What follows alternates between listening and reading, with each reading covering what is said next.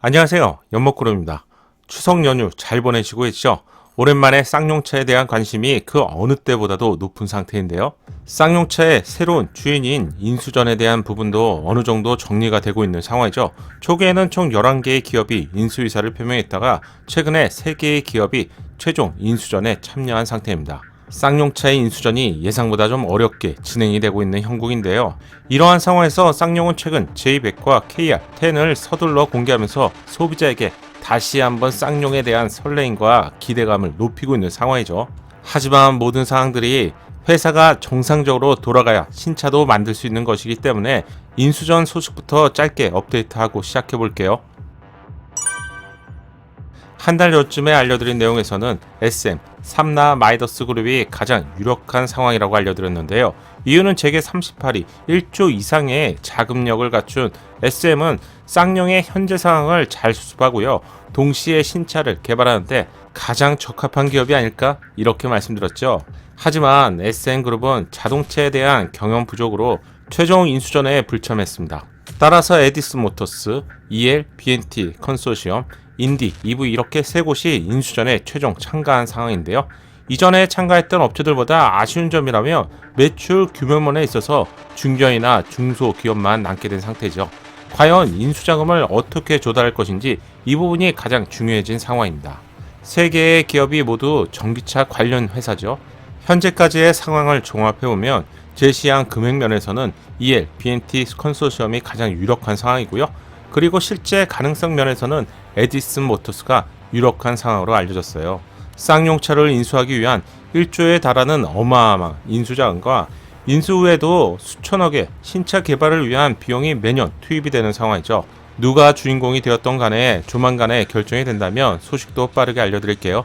인수가 되어야 쌍용차의 J100이나 KR10 같은 차량을 개발할 수도 있고요. 또 추진할 수도 있게 되는 것이죠. 결국은 고래를 삼킨 새우의 싸움이 되고 있는데 이런 상황은 해외에서도 자주 볼 수 있죠. 전기차 스타트업 기업인 리막이 최근 정통 슈퍼카 브랜드인 부가티를 인수한 것처럼 현재는 자동차 시장에서 전기차 시장으로 넘어가면서 새로운 주인공을 찾고 있는 상황입니다. 어쩌면 누구나 춘추 전국 시대를 꿈꿀 수 있는 그런 시대가 된 것 같아요. 그러고 본다면 국내 대표 IT 기업이었던 다음도 카카오의 인수가 되었죠. 카카오는 내년에 시가총액으로 재계 3위까지도 올라간다는 소식이 벌써 들리고 있기 때문에 한 치 앞을 가늠하기 힘든 시대가 지금인 것 같네요. KR10의 추가 예상도가 공개되었습니다. 쌍용차만의 고유한 헤리티지를 계승하는 코란도의 향수가 느껴지는 차량이 KR10이라고 할 수 있죠. 쌍용이 공개한 스케치가 국내뿐만 아니라 해외에서도 좀 이슈가 되었는데요. 지프나 랜드로버 디펜더를 연상시키는 디자인이라서 해외 채널에서는 두 차량의 경쟁 차량이라고 소개하는 것을 많이 볼 수 있었는데요.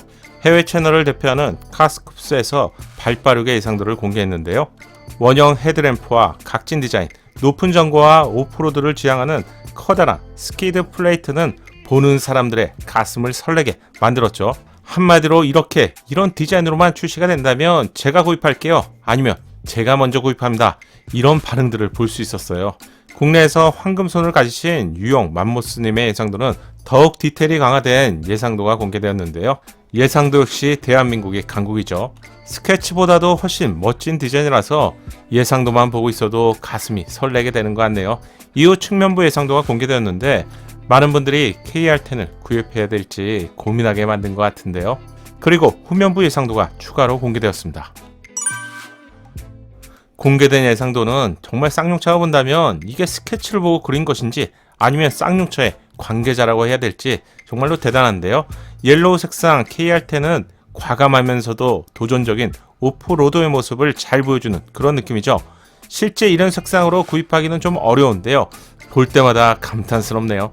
정말 이 정도의 디자인으로 출시가 된다면 구매 리스트에 올려놓고 싶을 정도로 멋진 디자인이라고 생각합니다.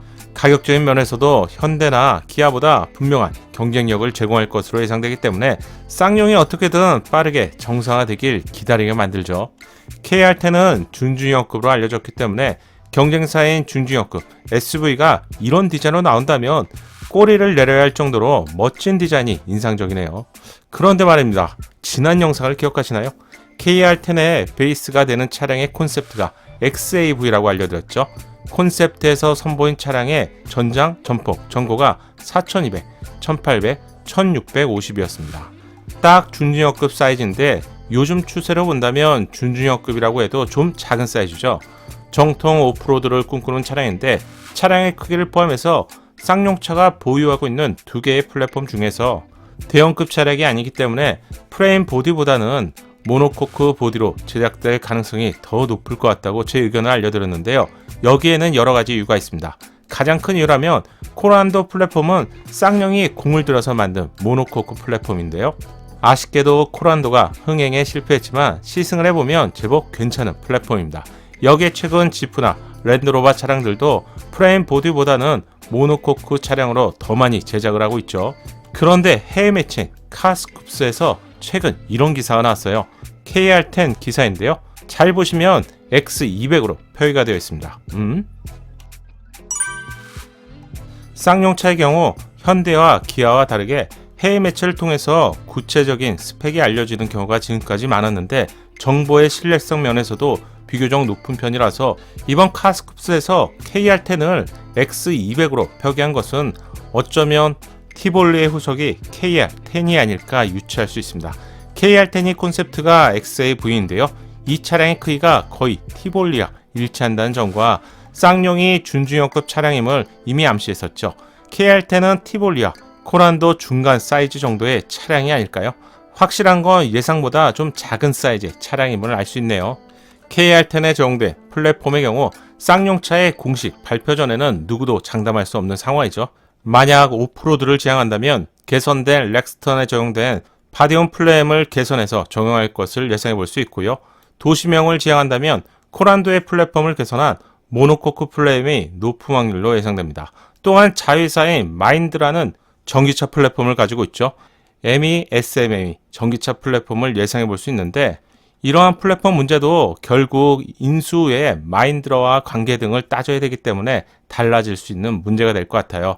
따라서 조금 지나면 쌍용차의 운명을 결정할 새로운 주인공이 누구인지 알게 될 것 같은데요. 쌍용이 그동안 내놓지 못한 신차들의 윤곽도 이때부터 본격적으로 알려지기 시작할 것 같습니다. 한국의 지프라는 별명을 가진 쌍용이 이제 저물어가는 내연기관 시대를요, 좀 아쉽지만 좀 잘 마무리하고요. 새로운 전기차 시대에는 지금과 많이 다른 모습으로 부활을 꿈꾸길 기대해봅니다. 오늘 준비한 영상은 여기까지입니다. 새롭게 출시될 신차 소식을 빠르게 받고 싶다면 구독과 알림 설정을 통해서 빠르게 받아볼 수 있습니다. 끝까지 시청해주셔서 감사합니다.